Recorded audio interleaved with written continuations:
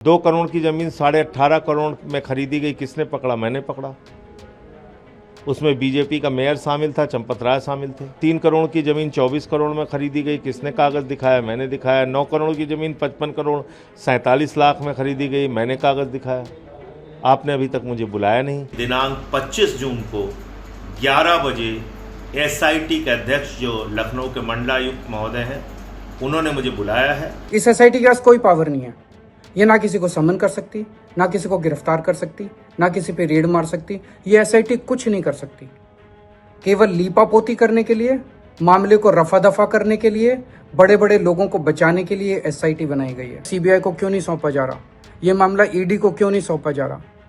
आज हर हिंदू पूछना चाहता है, आज हर सनातनी पूछना चाहता है कि इस मामले में अभी तक एफआईआर क्यों नहीं हुई। अयोध्या के राम मंदिर में दान को लेकर हुई गड़बड़ी के मामले में पूरे देश भर में सवाल उठ रहे हैं। इन सवालों के बीच लखनऊ में बीते दिनों आम आदमी पार्टी के तमाम कार्यकर्ताओं और नेताओं ने प्रदर्शन किए। राम मंदिर में हुई चंदे की गड़बड़ी को लेकर प्रदर्शन किया गया और सवाल उठाया गया कि इसमें जो भी दोषी हैं उनको कार्रवाई की जाए। लेकिन अब इस मामले में और एक नया मोड़ आ गया है। दरअसल आम आदमी पार्टी के राज्यसभा सांसद संजय सिंह ने सवाल उठाया कि राम मंदिर के निर्माण में जिन जमीनों को खरीदा गया, उस समय जो खरीद फरोख्त हुई उसमें भी उन्होंने बड़ी गड़बड़ी की बात कही।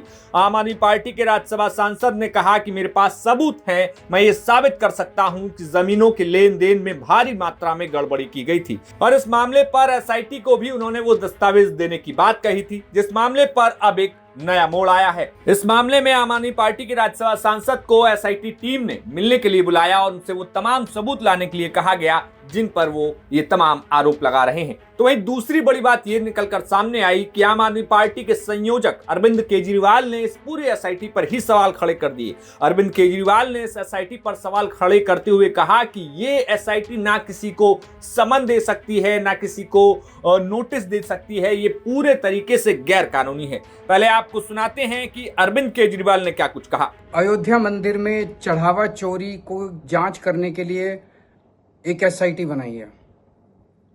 एसआईटी की कोई पावर नहीं है। बिना एफआईआर के, कानून के अंदर बिना एफआईआर के कोई एसआईटी बन ही नहीं सकती। मैं इनसे पूछना चाहता हूं, इन्होंने जो एसआईटी बनाई है, किस कानून की किस धारा के अंदर ये एसआईटी बनाई है? कोई कानून नहीं है। इस एसआईटी के पास कोई पावर नहीं है। ये ना किसी को समन कर सकती, ना किसी को गिरफ्तार कर सकती, ना किसी पे रेड मार सकती। ये एसआईटी कुछ नहीं कर सकती। केवल लीपापोती करने के लिए, मामले को रफा दफा करने के लिए, बड़े बड़े लोगों को बचाने के लिए एसआईटी बनाई गई है। 2021 में भी इन्होंने एसआईटी बनाई थी। 2021 में मामला उठा था कि अयोध्या के अंदर बहुत बड़े बड़े नेताओं ने और अफसरों ने जमीनें खरीद के घोटाला किया है। उस टाइम भी एसआईटी बनाई थी, कोई एफआईआर नहीं की थी उस टाइम भी। आज तक उस एसआईटी का कोई अता पता नहीं है। ये एसआईटी भी थोड़े दिन में आप सब लोग भूल जाओगे। ये एसआईटी भी कुछ नहीं करने वाली। इस एसआईटी, अभी आपने पढ़ा होगा अखबारों के अंदर, छोटे छोटे आम कर्मचारियों को पकड़ पकड़ के एसआईटी उनसे पूछताछ कर रही है। अरे इतने सालों से इतने महीनों से अगर चढ़ावे की चोरी हो रही थी तो वो छोटे छोटे कर्मचारी बिना किसी बड़े आदमी की शह के तो कर नहीं रहे थे। जरूर चढ़ावे की चोरी ऊपर तक जारी थी। तो बड़े लोगों को बचाया जा रहा है और छोटे लोगों की जांच चल रही है। अगर इनकी वाकई मंशा चोरी, असली चोरों को पकड़ने की है, असली लोगों को पकड़ने की है, ये मामला सीबीआई को क्यों नहीं सौंपा जा रहा? ये मामला ईडी को क्यों नहीं सौंपा जा रहा? आज हर हिंदू पूछना चाहता है, आज हर सनातनी पूछना चाहता है कि इस मामले में अभी तक एफआईआर क्यों नहीं हुई? ये मामला अभी तक सीबीआई और ईडी को क्यों नहीं सौंपा गया? तो वहीं 25 जून गुरुवार को एसआईटी ने आम आदमी पार्टी के राज्यसभा सांसद संजय सिंह को बुलाया। तो इस बात पर उन्होंने क्या कुछ बात कही वो आप सुनिए। नमस्कार, जय हिंद, जय श्री राम। मैं प्रभु श्री राम के भक्तों को, इस देश के लोगों को और मीडिया के लोगों को ये जानकारी देना चाहता हूँ।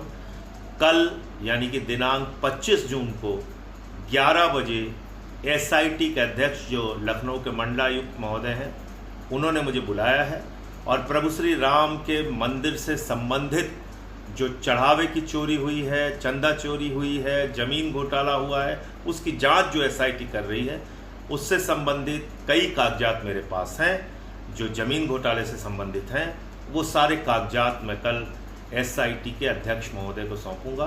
तो ये जानकारी मैं आप सबके साथ साझा करना चाह रहा था कि 25 जून को 11 बजे लखनऊ मंडलायुक्त के कार्यालय पर मुझे बुलाया गया है और मैंने समय भी मांगा था तो मैं कल जाके सारी जानकारी एसआईटी को दूंगा। जय हिंद, जय श्री राम। अब आपको आम आदमी पार्टी के राज्यसभा सांसद संजय सिंह का वो बयान सुनाते हैं जिसमें उन्होंने दावा किया था कि किस तरीके से गड़बड़ी हुई, कितने करोड़ की जमीन को कितने करोड़ में खरीदा गया और उनके पास क्या कुछ सबूत हैं। योगी जी ने आप लोगों के सामने कहा था कि आप चिंता मत कीजिए,